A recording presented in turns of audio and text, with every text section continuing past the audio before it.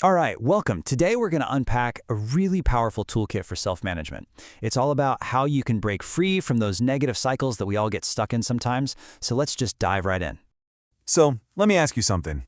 Have you ever felt just stuck? You know that feeling like you're on a hamster wheel, just going round and round, repeating the same negative patterns, and you just can't seem to get off?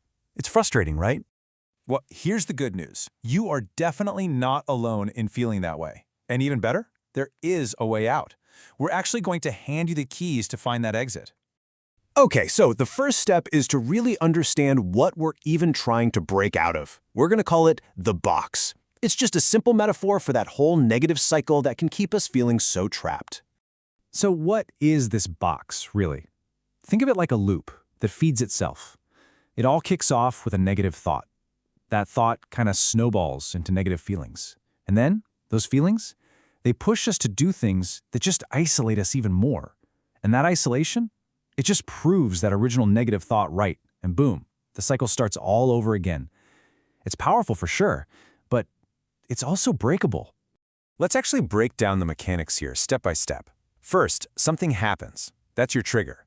That trigger then sparks a negative thought in your head. And that thought, well, it creates negative feelings, like anxiety or maybe guilt. So what happens when we feel that way? We tend to pull back, right? We engage in these isolating behaviors, which, you guessed it, just feeds the whole cycle all over again. So the big question is, how do we start to dismantle this thing? How do we break out of the box? Well, we have to start from the inside out. And that brings us to our very first tool, which is maybe the most important one of all, learning to change our thoughts. This is the absolute foundation of any real internal change. The key to this whole thing is something called the TFB model. It sounds kind of technical, but it's actually super simple and, honestly, life-changing. It just means that your thoughts create your feelings, and your feelings drive your behaviors. TFB. So if you want to change your behavior, you can't just focus on the behavior. You have to go all the way back to the beginning and change the thought that kicked the whole thing off. Okay, check this out, because this is where it gets really powerful. Picture two paths. On one path, a trigger happens and the thought is, ugh, I can't do this. The feeling that follows? Anxiety. But now, picture another path. The exact same trigger happens, but this time the thought is, okay, I can move past this. And the feeling? Empowerment. You see that? Same trigger, completely different outcomes. The only thing that changed was the thought you chose to focus on. That's huge. And from that one little shift, look at all the positive things that can happen. When you start thinking in a more empowered way, your behaviors they naturally follow suit. Suddenly you're more open to socializing. You're more engaged with your work.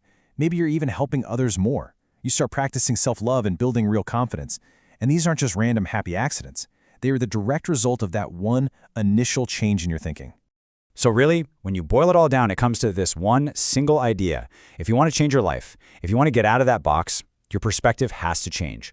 It's the non-negotiable first step. End of story. Okay, so you've started working on your internal world. That's awesome. But now what? We have to protect that new positive state of mind, right? We have to guard it from the outside world. And that is exactly where our second tool, setting healthy boundaries, comes into play.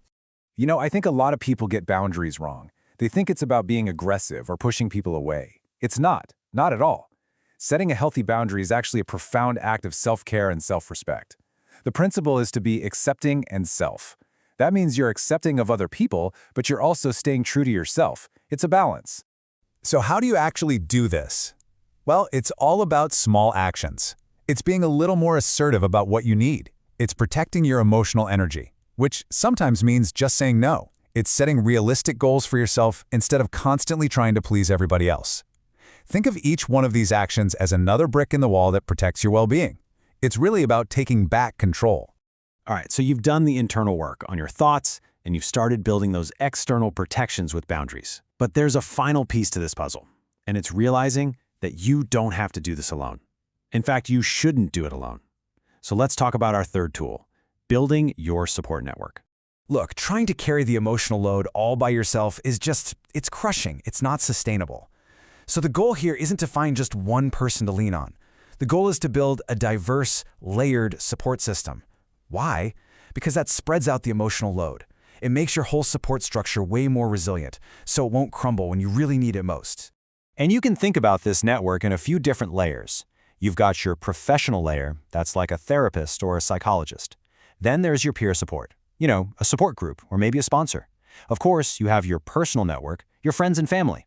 And this one's really important. Don't forget your internal support. That's your own spirituality, your core beliefs, the things you do to manage yourself. Every single one of these pieces plays a crucial role. Okay, so we've just walked through 3 incredibly powerful tools. Now, let's put it all together and see what our complete self-management toolkit looks like for building better mental health. It really is a complete strategy when you see how they work together. First, you change your thoughts. That's how you change your internal state and break the cycle. Second, you set healthy boundaries. That's how you protect your energy. And finally, you build your network. That gives you the external reinforcement to keep it all going. See, each tool has a very specific, very vital job to do. And when you put all 3 of those pieces together, the internal change, the external protection, and the social reinforcement, you've got a seriously comprehensive strategy.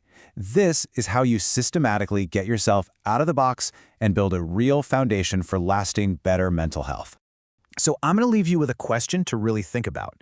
After everything we've talked about today, what is the first, maybe even the smallest, step that you can take right now, today, to start changing your perspective? Just think about that.